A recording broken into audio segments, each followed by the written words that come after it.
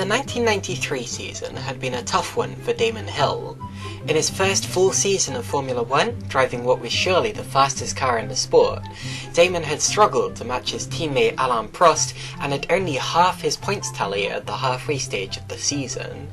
He had scored a number of podiums, admittedly, but a maiden victory still eluded him and he was getting hungry. At the British Grand Prix, it was Prost who took pole, but look who's starting alongside him and hot on his heels. Yep, it's Damon.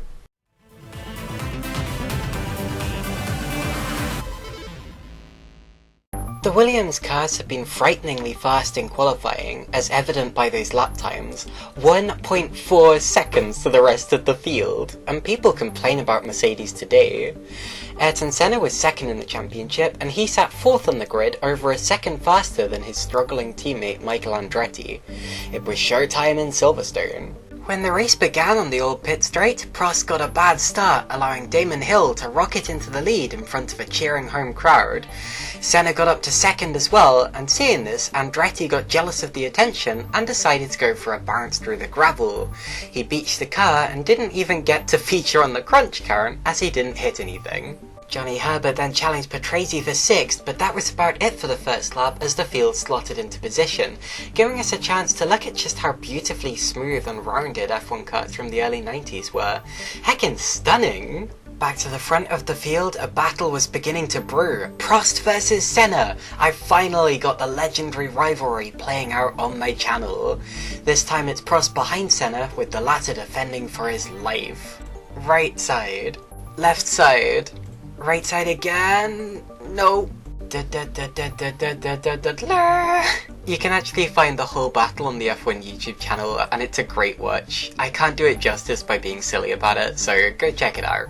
So much more that I don't even have the time to show. Prost had this attempt where he got right up alongside Senna, had a wibbly wobbly through Abbey and had to drop back right when it looked as if he got the move done. Ready? Peekaboo!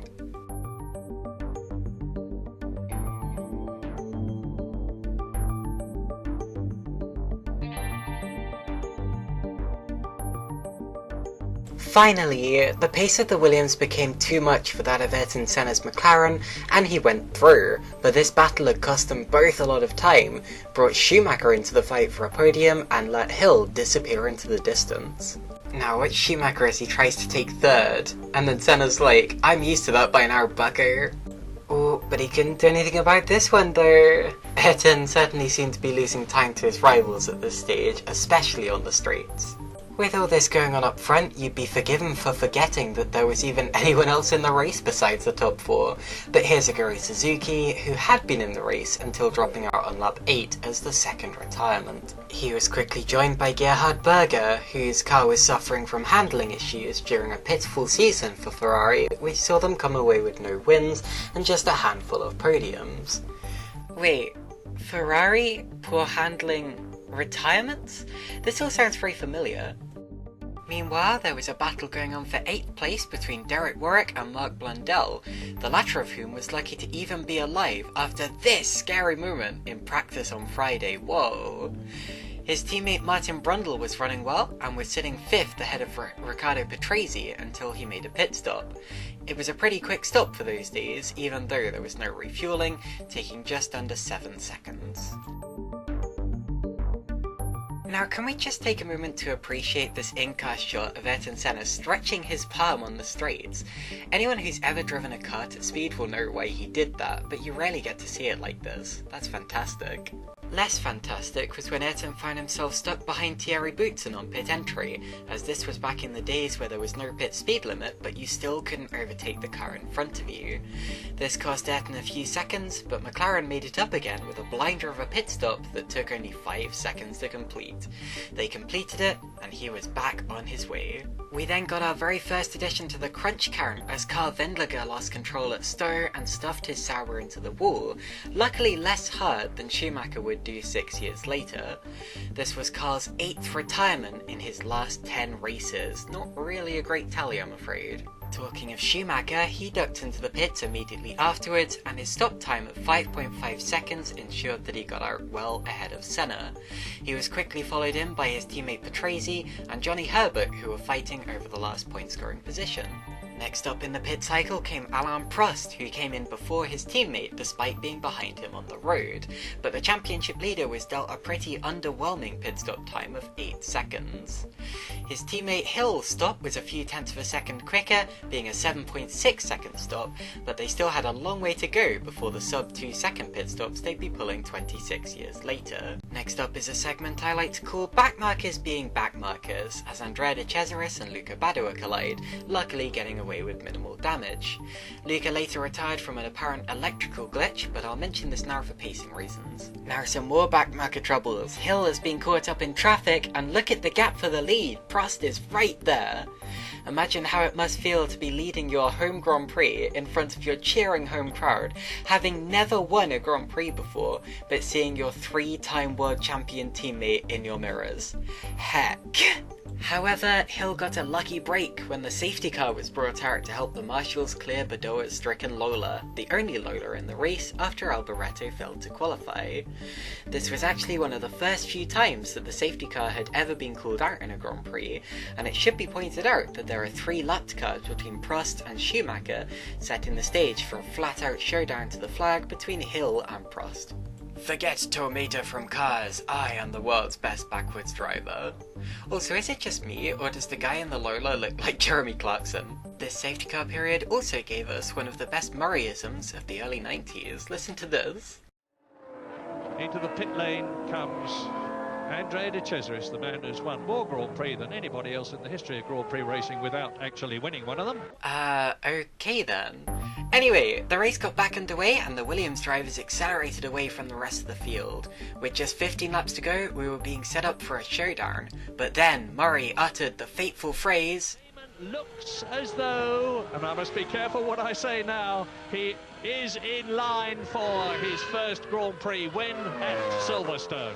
And then sure enough, bang! Damon's engine blew and he retired from the race in a cloud of disappointment.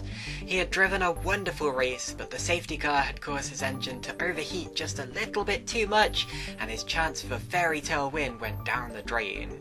Also out for the same reason was Alex Zanardi, but everyone was too busy cheering for the gutted Hill to pay much notice. Prost inherited the lead, Schumacher was second.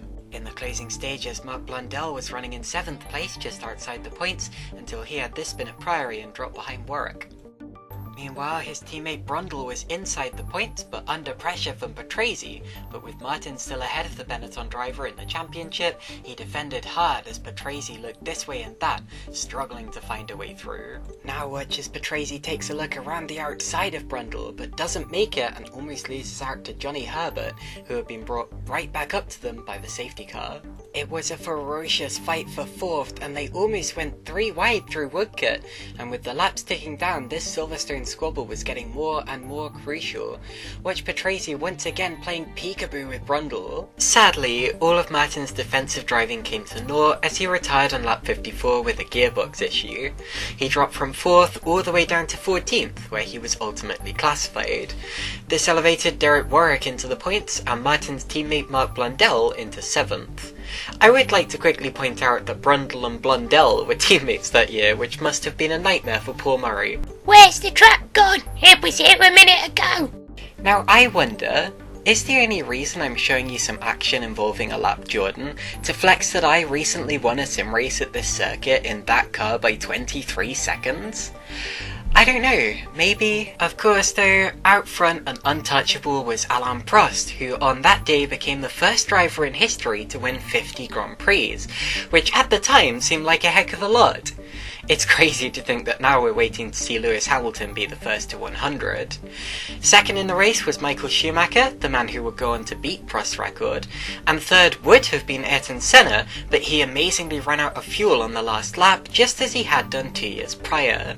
This gave third place to Riccardo Patrese for a Benetton double podium. Guys, before I give this race a score, I want to let you know that I have a Dailymotion account for all the videos that get taken down from my YouTube by those pesky FOM bots.